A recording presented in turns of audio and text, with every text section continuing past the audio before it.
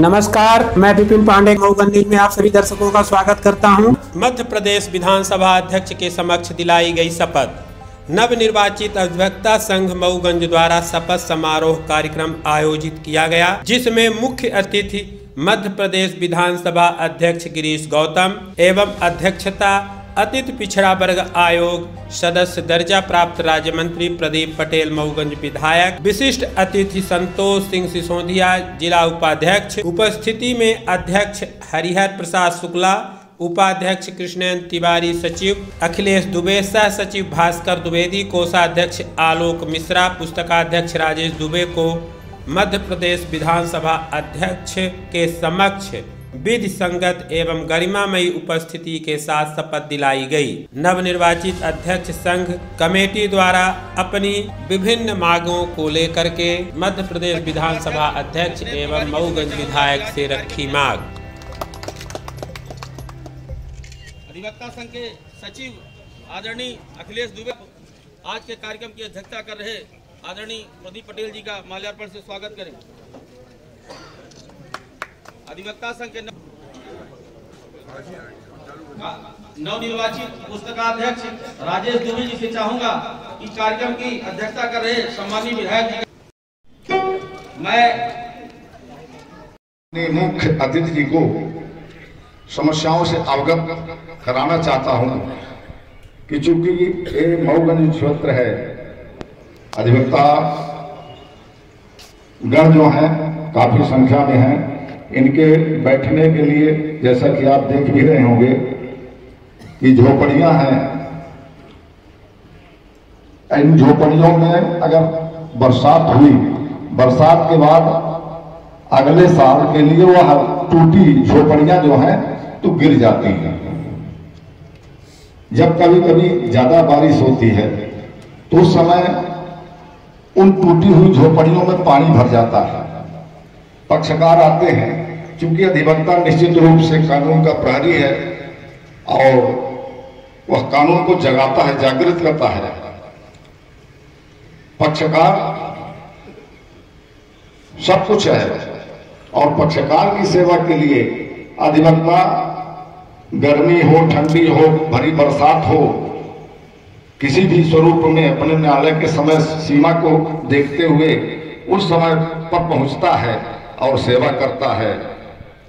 तो निश्चित रूप से जो अधिवक्ता हैं उनके बैठने के लिए यहाँ बहुत बड़ी समस्या है।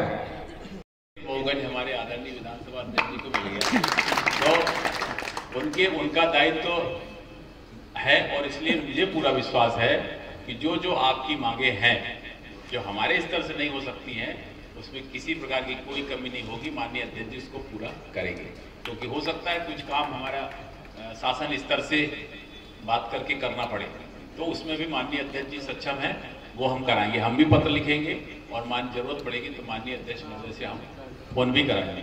तो इसमें आपने जितनी मांगे लिखी हैं कोई ऐसा कठिन मांग नहीं। एक मांग जरूर समझ में आ रहा है कि बिजली का बिल 1 लाख रुपए महीना आता है कि साल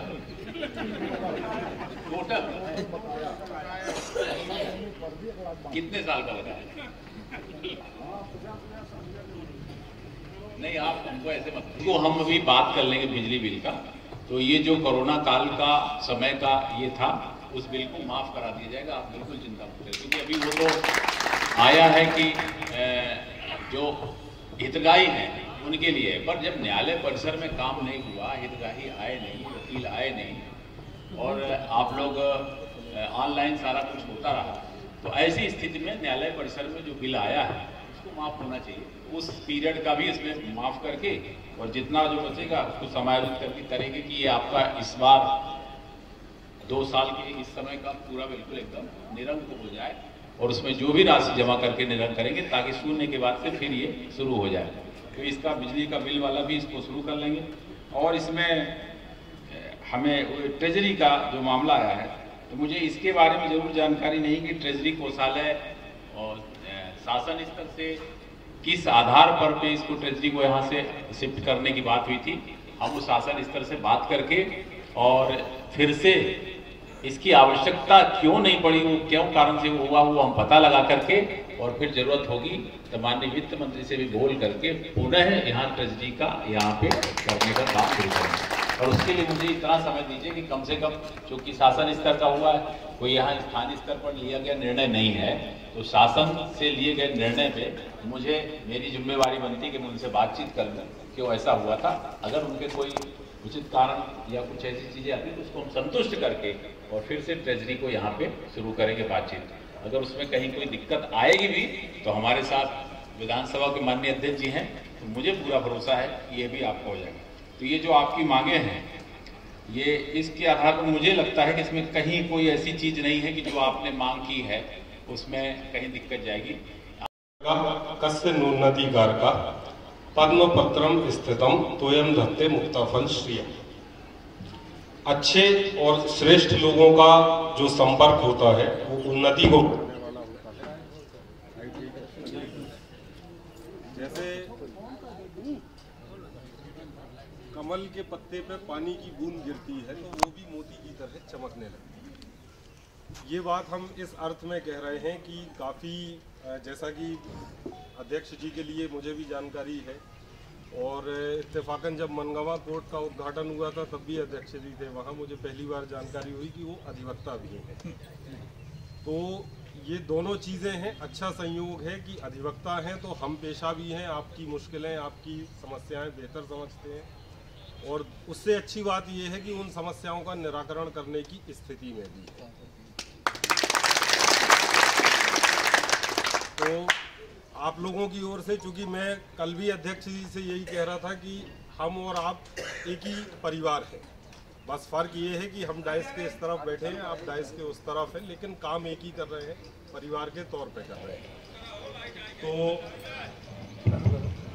मैं अपनी तरफ से भी और आप लोगों की तरफ से भी ये आशा करता हूं कि अध्यक्ष जी इसको यथाशीघ्र, विधायक जी ने तो अभी पूछ दिया है, शायद पानी की समस्या आपकी तत्काल सॉल्व हो गई है, तो आशा करता हूं ये क्रियान्वित भी होके देखेगी। दूसरी बात जो मैंने कहा था कि एक बात श्लोक पे खत्म करूंगा, ये अध्यक्ष जी बहुत ध्यान दें इस बात पे। अध्यक्ष जी मतलब हमारे पार्क प्रेसिडेंट। एक श्लोक ये भी है कि स्वभावो नोपदेशेन शक्यते कर्तुम अन्यथा स्वतप्तमपि पानीयम पुनर्गच्छति शीतमाम। मतलब कि केवल विचार करने से, उपदेश करने से कोई चीज हल नहीं होती। जैसे पानी को कितना भी गर्म करिए उसकी प्रकृति है थोड़ी देर बाद फिर ठंडा हो जाएगा।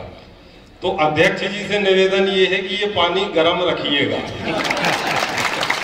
इसको ठंडा मत होने दीजिएगा। मेरी सभी निर्वाचित सदस्यों को फिर से एक बार शुभकामनाएं, और आशा करता हूं कि आप सभी लोगों के कल्याण की दिशा में वो प्रभावी काम करें, अच्छा काम करें। धन्यवाद।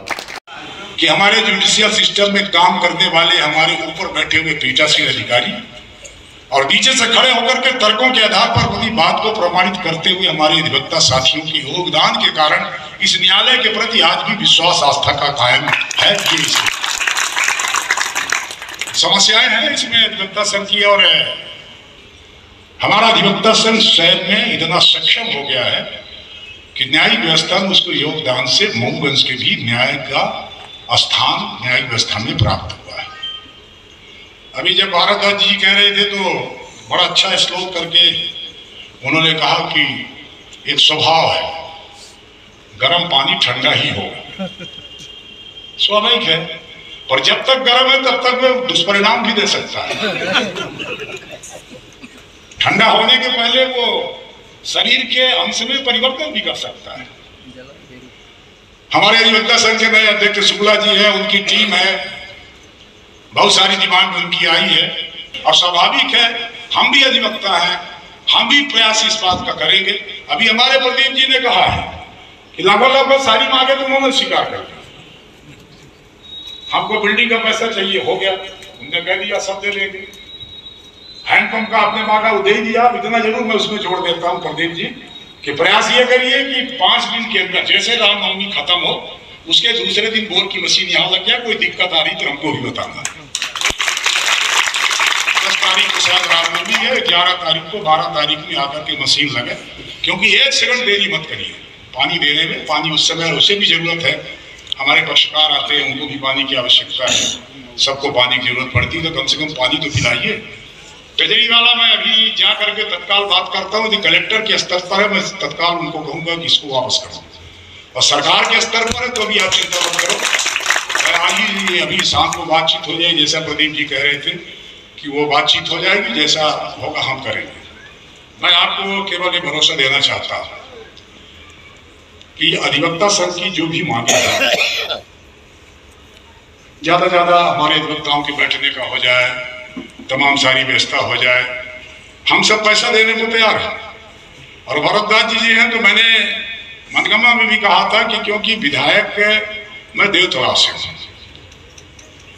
तो हमारी हालत मऊगंज वो हमारे प्रदीप जी कह रहे थे कि सारा हिस्सा देवतलाव का है, नाम मऊगंज का है। तो आप भैया केंद्र की सरकार हो, हम तो दिल्ली वाली सरकार है। केंद्र की ताकत है आपके पास, हमारे पास ताकत नहीं है। ताकत मतलब कि इस विधानसभा क्षेत्र के भीतर अपने विधायक ने दिखा पैसा देने का पावर नहीं है, तो ये देवने से करना चाहते।